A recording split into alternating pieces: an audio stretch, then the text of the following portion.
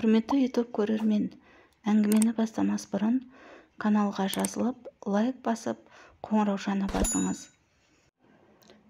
Таң қылаң бере бауырларыммен қоштасып сыртқа шықсам, үйдің алдында ұлан отыр көлігінде.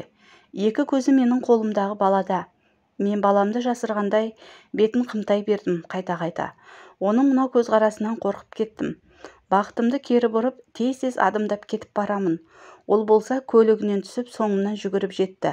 Білегімнен ұстап өзіне қаратты да, неге қашып бара жатырсыз? Неге маған өтірік айтасыз күйеуге тиемін деп? Тұрмысқа шықпаған екенсіз ғой деп тұр. Оның қолын сілкіп тастап жұлқынып жолға шықтым қайта. Ол да ізімнен қалар емес. Қыр мұрынды, шашы тікірейіп, өзінен аумай қалған баламның түрін көріп қоймасын деген ой ғана менде. Баламның бетін көкірегіме басып тез-тез жүріп келемін. Тоқтаңыз, неге қашып бара жатырсыз? Маған сіздің көмегіңіз керек жұмыста, дей бергенде, оның көзі балама түсіп кетіп еді, сөзін жұтып сілейіп тұрып қалды. Маған бір балаға қарай береді. Неден қорықтым екен белгісіз, баламды қысып құшақтап алғанмын. Бетін жауып қайта-қайта көкірегіме баса беремін. Балам да басымды неге бүркей бересің дегендей жылай бастады. Жолымды бөгеп алған ұланды айналып өтіп мен тез-тез жүріп кеттім. Ол да орнында қимылсыз тұра берді. Ал арадан бірер апта өткенде ұлан басқа қаладағы үйіме іздеп келді. Бұл кезде еш нәрсені жасыру мүмкін емес еді. Сонша уақыт қашқақтасам да, бұйырғаны ақиқаттың ашылғаны екен. Мен рұқсат бермесем де, ол тіке ұйықтап жатқан баламның қасына барды. Ұқсамасаң тумағырай, ешқандай дәлелсіз-ақ ұланның ұл екенін кез келген жанның айтары анық еді. Өзінің кішкентай ғана көшірмесінің пысылдап ұйықтап жатқанын көріп, ұлан еріксіз жымиды. Телефонына түсіріп алған кішкентай кезіндегі суретті көрсетті бір кезде. Мен көзіммен жер шұқи бердім. Сені кім шақырды? Кет дедім жай ғана. Кетпеймін деді ол. Жағдай солай енді. Өзің көріп тұрсың. Мен қалған ғұмырымды осы балама арнаймын. Ешкім менен бұл баламды тартып ала алмайды. Осы баламның жолында өлемін. Осы балам мен үшін өмір сүремін. Бұл менің балам, тек менің балам. Естің бе? Дедім көзіме жас айналып. Денем қылшылдап барады. Ұлан жақын келіп мені бауырына тартты. Маңдайымнан сүйіп, күрсініп алды. Неге қорқасыз? Баланы ешкім тартып алмайды. Ешкім тартып ала алмайды бізден. Өйткені бұл біздің баламыз деді. Мен өкіріп жылап жібердім. Қанша жерден мықтымын десем де, затым әйел емес пе? Еркектің басымды бір сипап айтқан бір ауыз жылы сөзі менің жан дүниемді ертіп сала берді. Баланы жалғыз өсіру мен қаражат тапшылығы титықтатып-ақ жіберген екен. Балам үшін ертеңгі күніме сеніммен қарағанмен әлсіз екенімді ұланның алдында мойындадым. Жалғыздықтың азабы, сағыныш сазы, махаббат мұңы көзімнен төгіліп жатты оның құшағында. Бұйрық екен. Қайтеміз енді? Перзентімнің әкесі болу саған бұйырыпты. Бұл дегенің екеуміз тағдырымызды байланыстырамыз деген сөз емес. Өмірдің, тағдырдың, уақыттың заңы солай. Бағынуымыз керек. Шара бар ма дедім, өксігімді басқан соң оған қарап. Қашқақтап жүргеніңізден бірдеңені сезген едім. Түйсігім алдамапты. Дәл қазір ештеңе айтпай-ақ қояйыншы. Мен баламның қасында болғым келеді. Әкелік қамқорлығымды танытсам деймін. Айта көрме, балаң екенін ұмыт. Қой айналайын, тыныштық керек маған. Баламды тып-тыныш өзім өсіргім келеді. Елдің өсегіне қалып жексұрын болар жайым жоқ. Елдің не қатысы бар? Бұл біздің өміріміз ғой. Тек екеуміздің арамыздағы құпия болып қалсын.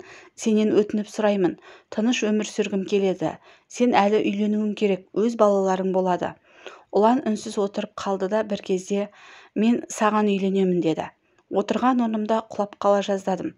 Басқа жолын қарастырар, бірақ үйленуге ұсыныс айтпайды деп ойлап едім. Жүрек жұтқандай төбеден қойып қалған ұланның меселін қайтарғым келді қалайда. Өтірікті соқтым тағы да. Менің өз сүйгенім бар. Біз жақында үйленеміз дедім. Жас жігіттің жолын байлағым келмеді. Менен әлде қайда жас қой ол. Өз теңіне үйленуі керек. Балама өгейдің әке болғанын қаламаймын. Басқаға тұрмысқа шықсаң, баламды алып кетемін онда деп тұр, екі қолын қалтасына салған күйі төбемнен қарап тұрған ұлан. Оның мынау тұрысына қаным басыма шапты. Өмірімнің бар қызығынан айырмақшыма мынау жігіт? Баламның жолында кімнің де болса қолында өлуге дайынмын. ұланың кім болыпты маған? Осыдан баламды иеленіп көрсінші.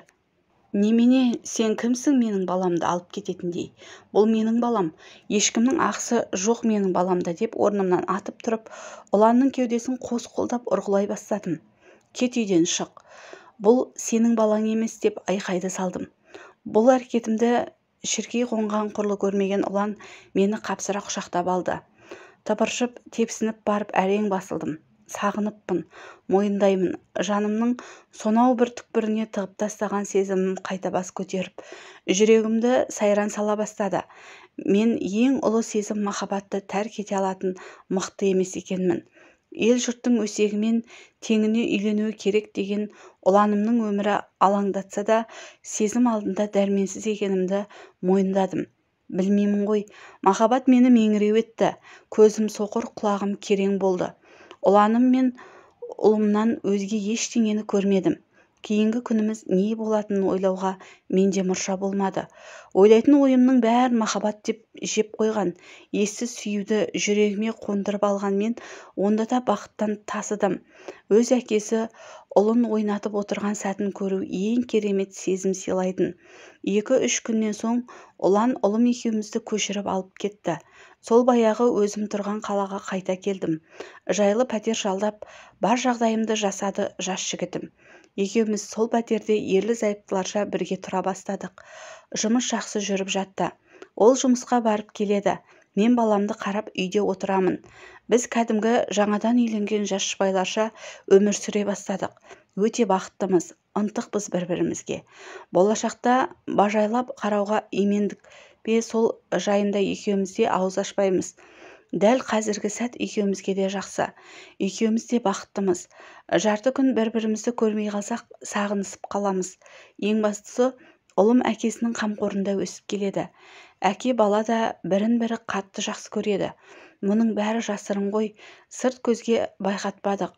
Бағымызды қорғаштадық па, әлде қоғамның қабылдауынан қорықтық па білмеймін. Сырт көзден жасырдық қазіргі өмірімізді. Кәрі қыз ұл тапса, қоярға жер таппайтынын кебін киіп, ұлымды бауырыма алып, сүйгенімнің құшағында алаңсыз жүре беріппін. Сырт көзден қызғыштай қорғағаным рас, жеке өмірімді көрсеткім келмейтін, бақытымды паш еткім келмейтін. Ұлан үйіндегілерге жұмысқа жақын жерден пәтер жалдап тұрып жатырмын деп айтқан екен. Туыстарының жыртығын жамап отырған жанға кім қарсы болсын? Әулеттегі бас көтерер ұланның айтқан дегені деген ғой. Бұл не айтса да дұрыс олар үшін. Бірақ сондай күндердің бірінде ұланның көңілсіз жүрген кейпін байқап қалдым. Тықақтап сұрап айтпауына қоймадым. Әкем қатерлі ісік ауруына шалдығыпты. Ауруханада ем алып жатыр. Көзімнің тірісінде сенің үйленгеніңді көріп кетейін дейді. Деген жігітім ертеме кешпе әйтеуір бір қозғалатын мәселенің шет жағасын шығарды. Сыр алдырмағансып, шипасын берсін, емделіп кетіп жатқандар бар. Менің әнеубір танысым мойын ісігіне отада жасатты. Химиотерапияда қабылдап өлім аузынан қайтты. Ой, одан кейін бір бала туып алды ғой, уайымдама, дедім жұбатып. Ұлан менің қолымнан ұстап көзіме тік қарады. Әкемнің емделіп кететініне сенемін, өйткені ол рухы мықты адам. Ауруды жеңеді, бірақ маған барлығы да үйлен деп қоймай жүр. Әкем де осы сөзді айтады барған сайын. Мен оны қуантқым келеді, маған тұрмысқа шық деді. Қолымды тартып алдымда кері шегініп, мүмкін емес, бұлай болуы мүмкін емес, тірлік қой, дедім басымды шайқап. Неге мүмкін емес? Бір-бірімізді сүйеміз, баламыз бар, басқа не керек енді? Неге қарсы боласың, неге қаша бересің, деді ұлан ашуланып. Менің жасым үлкен дей беріп едім. Жаста тұрған ештеңе жоқ, неге біз біреулердің пікірі үшін өмір сүруіміз керек? Басымызға іс түссе, сол біреулер келіп көмектесе ме, әлде бізді асырап отырған сол біреулер ме? Неге қорқасың? Қорқамын, шетелде тұрып жатқан жоқпыз, біздің менталитет түсінбейді мұндай жағдайды. Өсек аяңға төтеп бере алмайтын шығармын, өзіме сенбеймін, дедім. Жыларман халде. Өзім жауап беремін бәріне. Мен бар кезде ештеңеден, ешкімнен қорықпашы, өзім түсіндіремін бәріне. Саған ешкім ештеңе демейтін болады. Жоқ, айта көрме үйлену жайында. Ақымақ басым-ай, Не ойладым екен, не ойлап жүрмін, осы сәттің келетінін біле тұрып, неге жүрмін сен қасыңда? Жасыңа лайықты қызға үйленші, жолымыз екі бөлек қой. Жібергім келмесе де амал жоқ енді, бағыңды байлағым келмейді. Обалыңа қалармын. Менің бағым сен және ұлым, тұрмысқа шығудан бас тартсаң, обалыма қаласың. Өзімен жасты қызға үйленіп, бір өмір бақытсыз болғанша, жұрттың қарсылығымен өзегіне төтеп, саған үйленгенім артық деген ұлан мені қалайда көндірмекші. Мен не істерімді білмедім. Оның өзгеге үйленіп жатқанын көз алдыма елестетсем, жынданып кете жаздаймын. Өзімді де оның жары ретінде еш елестете алар емеспін. Өмірімде дәл сол сәттегідей тығырықтан шығар жол таппай қиналмасам керек. Кәсібім күйреген кезде де дәл осындай күйзелмеген едім. Не істесем екен, қай жолды таңдауым керек? Ішім удай ашыды деген сөзді біреулердің аузынан естісем де мән бермейді екенмін. Ішің удай ашығанын қандай болатынын сол кезде сезіндім. Бүктеліп отырып қалдым. Ұланды өзгеге жібергім келмейді. Мәңгіге қасымда тұсаулап та қойғым жоқ. Әрі-сәрі күй кешкен қалім тым аянышты еді. Қорықпашы ешкімнен. Маған сенші, ешкімді бетіңе қаратып сөйлетпеймін. Саған уәде беремін. Сырттан айтқандар айта берсін, бірақ ешкім сенің бетіңе келіп ештеңе айтпайтын болады. Көресің ғой, бәрі дұрыс болады. Соншалықты қорыққаныңа күлетін боласың әлі, деген ұлан да еш қайтар емес. Білмеймін, елде жоқ тірлік болады ғой біз бас қосатын болсақ. Көрінгенге көз түрткі болғым келмейді, қорқамын деймін өңім қашып. Демек жалған болғаны ғой, мені сүйгенің өтірік қой демек. Махаббатың үшін неге күрескің келмейді? Түсінбегендер түсінбей-ақ қойсын. Дәлелдеуге ақталуға міндетті емеспіз. Ең бастысы біз бақыттымыз. Мәселен қарашы, менің анау бір әпкем өзінен 2 жас үлкен жігітке тұрмысқа шықты. Олар бақытты деп ойлайсың ба? Жоқ, бір-бірінің өлімін тілеп отырады. Амал жоқ, 6 бала үшін ит өмірге шыдап, бір шаңырақ астында тұрып жатыр. Ал анау бір танысым сырт көзге өнегелі отбасы болып көрініп, бір шаңырақ астында тұрып жатқанмен іштей іріп жатыр өмірлері. Күйеуінің басқа жақта екінші семьясы бар, ал әйелінің көңілдестері көп. Екеуі де бір-бірінің жүрістерін біледі, бірін-бірі иттің етінен жек көреді. Сонда да сырт көзге жылтырап, әдемі жанұя болып көрінгілері келеді. Сол қоғамның сызып қойған шеңберінен аса алмай, іштей іріп жатса да сырт көзге жылтырап көрінгілері келеді. Мұндай жанұялар өте көп. Менде өзгеге үйленіп, солардың бірі болғым келмейді. Өз сүйгеніммен бас қосып, шынайы бақытты өмір сүргім келеді. Сырт көздің құрған шеңберінде тұншығып, өз бақытымнан бас тарта алмайды екенмін. Өкінішке орай, ешкім маған қарсы бола алмайды. Ешкім менің жолыма көлденең тұра алмайды. Ешкімнің ақысы жоқ. Өз өмірімді өзге емес, өзім басқарамын. Өзгенің билеуіне жол бермеймін. Әке-шешем мені түсінеді. Егер тұрмысқа шығудан бас тартсаң, мен сені алып қашып кетемін. Иә, неге күлесің?